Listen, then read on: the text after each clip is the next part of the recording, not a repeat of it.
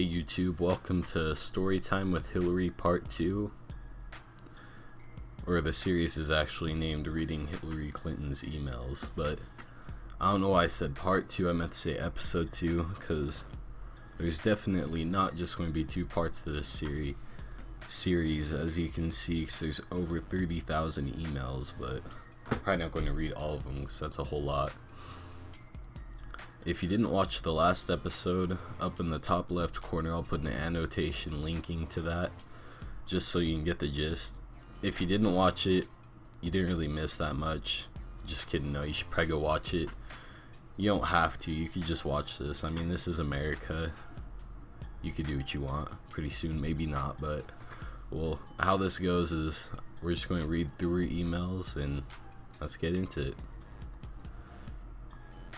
The first email is called Rolling Stone. From Hillary to Jake Sully. Release in full, unclassified US, all this good stuff, their emails. Can you talk now? To H. Talk to Ben, much to report. Yeah, that's it. Hopefully we get some more juicy stuff, or juicier stuff. H-pad. From Hillary to Felipe Rienes. Release in part B6 to Priene. Subject H-pad.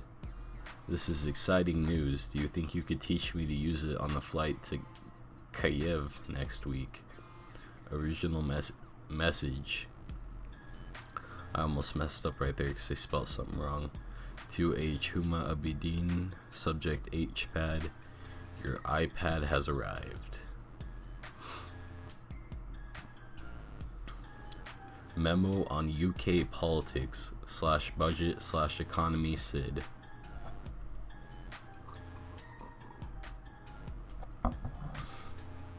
Unclassified, release in part, all this good stuff. Oh, wait, I forgot to see. Oh, it's the Sydney Blue Menthol. So it's an e-cig brand. Okay, very interesting. Thanks. Speaking of Australia, I was sorry about Kevin Rudd. Original message. Confidential for HRC from Sid RE UK politics / economy. Oh, this is some juicy stuff right here. This is what I'm talking about. I don't know if it has anything good in it, but it's pretty long. UK polls show support for the Lib Dems after the launch of the draconian Cameron government budget catering. LD support is down to 16%, half what it was at its peak during the election, and half of the LD members now express a desire to defect from their party.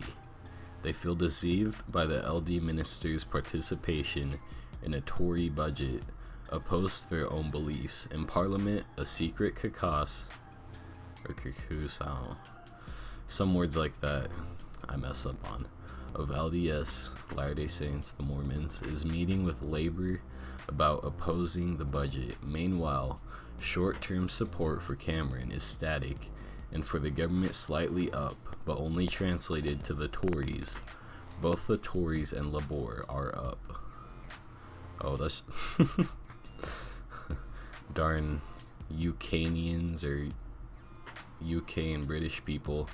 They put in like a extra U after the O. Silly. Never went to grade school. Labour are up, profiting from the LD quaternary. The scenario is potentially portentous for the LD party. There was one influential Australian Liberal Democratic Party holding 11% of the vote and the balance of power in the Australian Senate.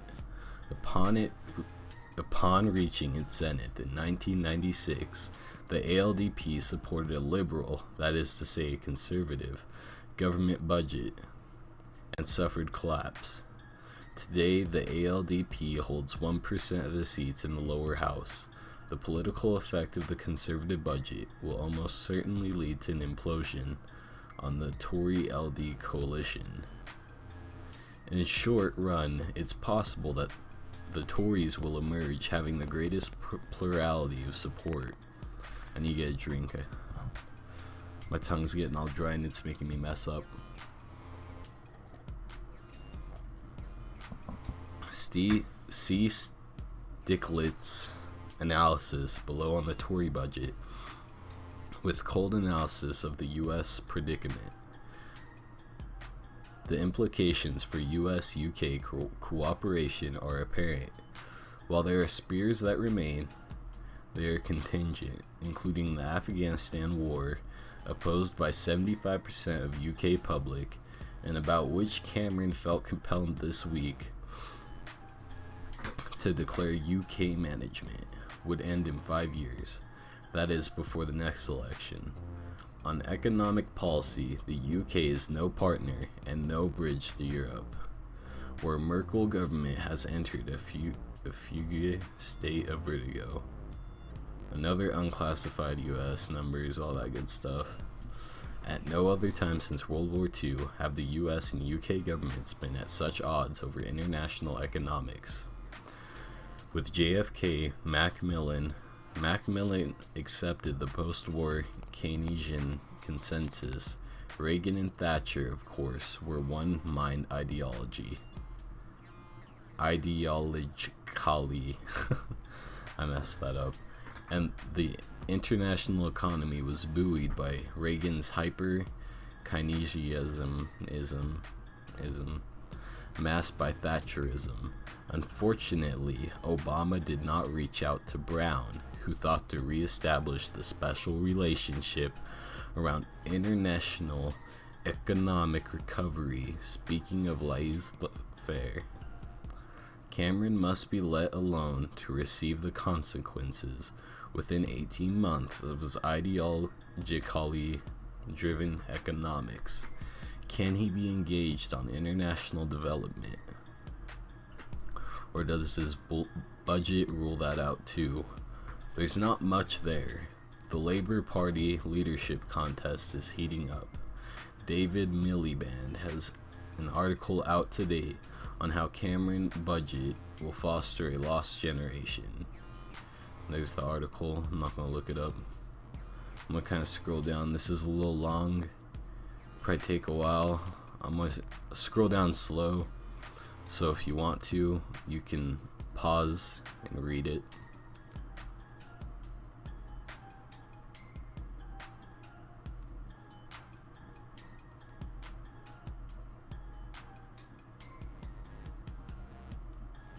There you go. Now on to the next one. From Hillary to Robert Russo. Unclassified release in part. Subject: Dear Madame Secretary, thank you. Please do letter of congrats, thank you, etc. You see that crap? Officials are using this. Like, I don't know. I think if you're emailing something official, you shouldn't use shortened versions of words. Original message from David Helfbein, sent that day. Dear Madam Secretary, thank you. Madam Secretary, if you don't know my personal news yet, and I assume that you might through either Huma or Felipe, I thought I was going to say the Philippines or something like that, then here it is. Let me say first and foremost, I hope you don't see this as me leaving you or your team. I have asked the question many times to Felipe and Huma about how you would take this news, and the answer has always been the same, that you would be happy for me. And I truly do hope that this is the case. The truth is that I applied while working in PA/PL and was eventually waitlisted, and usually when waitlisted, you are not given the option to defer. That is neither here or there, but Felipe and Huma have both been incredible mentors to me throughout this entire decision-making process, and for this, I am most grateful to them both. The decision was not an easy one. First, Madam Secretary, you know when we first met, believe it or not, it has been over 10 years now. You have not only been a role model and a mentor for me throughout the years, but I have watched you behind closed doors, out in public, and quite frankly, I have watched you both win and lose. And whether winning or losing, you are courageous no matter what. You are determined and inspirational. I'm trying hard not to gag reading these words right now. I've seen many people join your team, leave your team, some work for years, others for many. And everyone says that they will still be part of the family. Some seem to remain in touch, others don't. I see myself as a little different, maybe you don't. Both you and President Clinton have watched me grow since I was young. More than anything, I truly hope to remain a part of the family. Sometimes people ask me why I've been dedicated to working for you for so many years. It is not for the fame or glory. The truth is, I have worked for you because I have always believed in you. Oh crap, I've always believed in you. You are one of a kind. There's no other one like you, and there will never be. I truly believe that the world needs you in whatever capacity that you are in. And more than anything, I am most appreciative and thankful for all that you have offered me. Not only the mentorship and guidance, but the continuous opportunities to learn. On my own path of public service, I can truly say that I was available to learn time and time again from the very best. How to kill people, he probably learned that pretty good. And how to get away with it, he probably learned that too. Parting from your team is thus not an easy task for me, especially leaving Felipe's direct team, where I really enjoy what I'm doing. But I also feel that I want to take another step forward, a different one in my own life. And I am hopeful that this is not a permanent goodbye in any way. I hope that you and I can remain in touch via emails that you'll probably delete. Promise not to email too often. Well, she's got like 30,000 of them, so she emails pretty often. As I know how busy you are. But I must reiterate one comment that I made. I have worked for you for so long for a reason. Not for my resume, not for myself, but because of you. I'm confident enough to say that I know you well enough to tell others that I have worked for the most brilliant mind and strongest leader I will ever see in my lifetime, and I'm incredibly proud of that. With eternal thanks and appreciation, of which can't be summed up into the words, let alone an email. My best always, David H.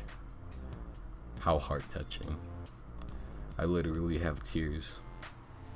On to the next one. Tony and Martin, SOSNOFF'S information. I forgot that end. From Hillary to Lauren Gelati. Tony and Martin, SOSNOFF'S information. Release in part, email, all that good stuff.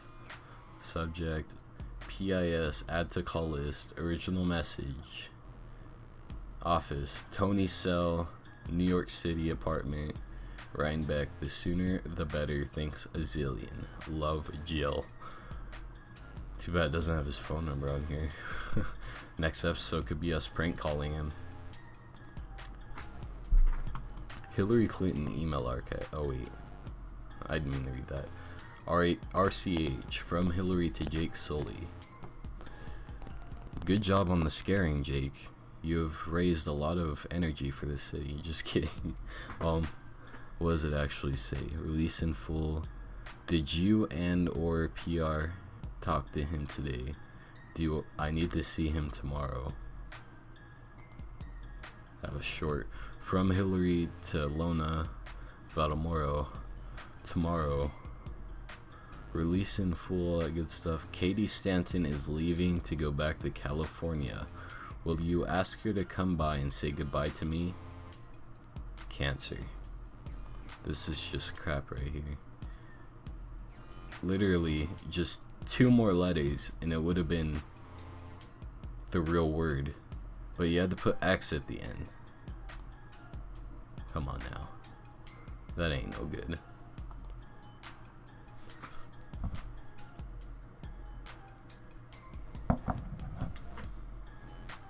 Prevost rejects U.S. advice on presidential election and respond to Lugar's report. From Hillary to Cheryl Mills. Confidential, all this good stuff. 1.4D, B1. Original message, 2H. From Guy Knoll, B6, 2 Mills, all. Holy cow. Ay pole papa, poinaye prever gonfle. Prevost rejects U.S. advice on presidential election. By Jonathan, there's his name. Port Australian Prince. Haiti's president on Wednesday rejected U.S. State Senate recommendations on holding an election for his successor, brushing off criticism that the current process will leave the shattered country without a credible leader. A report issued this month by Senator Richard Lugar, the ranking Republican on the U.S. Senate Foreign Relations Committee, strongly encourages Haiti to let its international partners help restructure the 8-member Provisional Electoral Council, which has been accused of corruption. The report also recommends ensuring the participation of the key opposition party of ousted former President Jean-Bertrand Aristide, I think that's how you say it. I probably butchered it because I'm a cracker, which was blocked from participating in 2009 legislative contests because of a dispute over rival candidate lists. On Tuesday, President Rain Prideval keep on messing up. All these foreign names got me like weird. They're messing me up. Fulfilled one recommendation of the report by missing a signed decree setting election date for November 8th. But speaking at a news conference in an open-air gazebo alongside the broken remains of a national palace a day later, Prideval told reporters he had no intention of complying with the rest, including changing the election body, known as the CEP. I'm not doing the CEP with international partners. I'm doing the CEP with national partners, Prideval said. The senator's proposition is inadmissible. Seeking to show the council was not hand-picked, he said in English, Prideval handed out copies of nomination letters for the panel's members submitted by various national and religious organizations, including the National Council of Political Parties, the Roman Catholic Church, and the National Confederation of Haitian Voodoo. Unclassified, all that good stuff right here. He also defended the prohibition of an exiled Aristides family Lavalas party in last year's election, a ban that came after rival factions of the party submitted competing lists of candidates. International donors need to look for an accord with the CEP and the political parties and the factions of FANMI. Lavalas, Prideval said, we are giving the parties the support that they need, and the factions need to figure it out for themselves. Prideval did not discuss the forced resignation of an electoral council member accused of stealing a staffer's pay or opponents' allegations that the council gave special privileges to the president's newly formed Unity Party ahead of planned February 28th legislation elections, which were postponed because of January 12th earthquake that devastated the capital. He declined to answer questions about another U.S. Senate Foreign Relations Committee report that criticizes Haiti's earthquake recovery, saying he would address that issue at a news conference on reconstruction next week. Elections have never been easy in Haiti, a country whose founding president crowned himself emperor. It took 186 years to hold what the international community considered a democratic election in 1990, which was then closely followed by a coup d'etat. Preval, in fact, is the only Haitian ever to be elected president, serve a full term, and hand off power to an elected successor. Unable to run for re-election in the November contest, he pledged to relinquish power again, as he did in the 1990s, after protesters alleged earlier this year that he was dragging his feet on holding presidential election. Doing so will require significant help. The Electoral Council's headquarters were destroyed and its records lost in the quake. While millions of voters were either killed, made homeless, or displaced, its new headquarters is a former Gold's Gym seized by drug agents. The election will also be cost burden for this grindingly poor Caribbean nation, $29 million according to electoral officials at the news conference with Preval, $38 million according to the U.S. Senate report. The Organization of American States and the United Nations have pledged support. UN Secretary General Ban Ki-moon issued a statement Wednesday praising the decree setting the election date and pledged the help of UN peacekeepers and advisors in preparing and supporting the ballot. Ban urged member states to quickly provide the money needed to run the vote, copyright, the associate, all that good stuff. So, let me get a drink real quick. This one's called Are You Still at the Office? From Hillary to Monica Hanley. Release in full. Are you still at the office? I'm on my way back. This is the last one. Hopefully this is a doozy. Schedule from Hillary to Lona Valmoro. Release in full to her email subject schedule. PIS, reach out to Dianne Feinstein for dinner, which will be very hard for me in July, but I have to be back for a few days in early August. Might work then, so she knows we are trying. Also, I want to see Jack Keane for a drink. FM Liberman wants to see me in July. Let's discuss.